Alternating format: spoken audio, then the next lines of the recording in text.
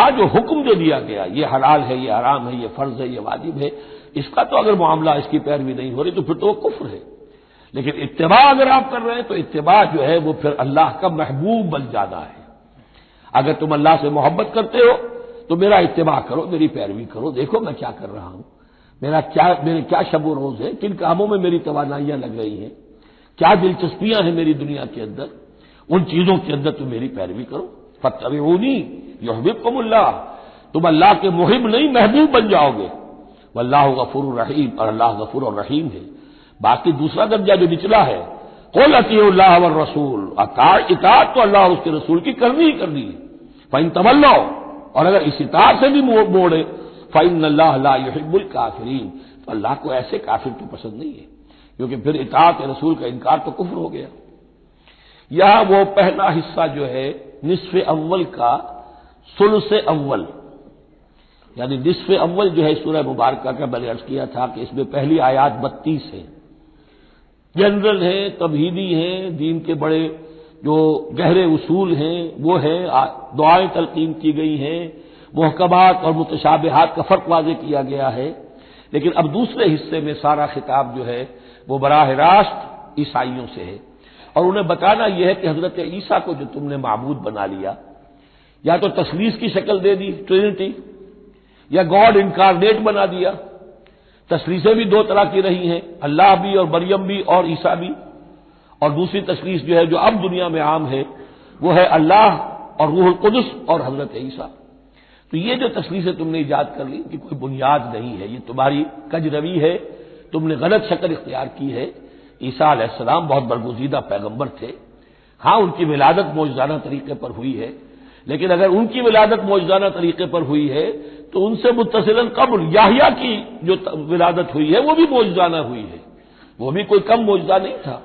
تو معجزے، اور پھر آدم کی جو ولادت ہوئی ہے، آدم کو جو پیدا کیا اللہ نے، تو ظاہر بات ہے کہ وہ اپنی جگہ پر جہاں سے نسل انسانی کا آغاز ہوا، تو یہی بات اگر دلیل ہو جائے الوہیت کی تو یہ تو پھر آدم کو بھی الہ مانو اور یحییٰ کو بھی الہ مانو، تو ساری بحث اس پر ہو رہی ہے۔ ان اللہ اصطفیٰ آدم ونوحا وآل ابراہیم وآل عمران علی العالمین، یقیناً اللہ نے چن لیا آدم کو اور نوح کو اور آل ابراہیم کو اور آل عمران کو تمام جہان والوں پر، تمام جہانوں پر بھی، تمام جہان والوں پر۔ حضرت آدم علیہ السلام کا بھی استفاء ہوا ہے۔ اس میں کچھ ان لوگوں کے لیے دلیل بنتی ہے جو سمجھتے ہیں کہ جو تخلیق آدم ہے اس میں پہلے کوئی سپیشیز وجود میں آئی تھی، اور اس سپیشیز، اس نوع کے ایک فرد کو اللہ نے چن کر اس میں پھر اپنی روح پھونکی ہے تو وہ آدم بن گئے، تو وہ بھی سلیکٹڈ تھے۔ استفاء کے معنی ہوتا ہے کسی میں سے چن لینا، بہرحال ایک عام معنی بھی ہو جاتے ہیں، پسند کر لینے کے معنی بھی ہو سکتے ہیں۔ ان اللہ اصطفیٰ آدم ونوحا، اور پھر نوح کو پسند کیا، آل ابراہیم، ابراہیم کے گھر کو، ان کے خاندان کو، وآل عمران، عمران جو ہے بنی اسرائیل کی تاریخ میں دو عظیم شخصیتوں کے نام ہیں، ایک تو حضرت موسیٰ کے والد کا نام بھی عمران تھا، اور ایک حضرت مریم کے والد کا نام بھی عمران تھا۔ حضرت عیسیٰ کے نانا عمران ہوئے اور حضرت موسیٰ کے والد عمران تھے۔ یہاں پہ غالباً حضرت موسیٰ کے والد مراد ہیں، لیکن چونکہ آگے سارا معاملہ حضرت مریم کا آ رہا ہے تو شاید عین ممکن ہے کہ یہاں پر اشارہ ان کے نانا کی طرف ہو۔ ذریۃ بعضھا من بعض، اور یہ سب جو ہے ایک دوسرے کی نسل سے ہیں، ایک دوسرے کی اولاد سے ہیں۔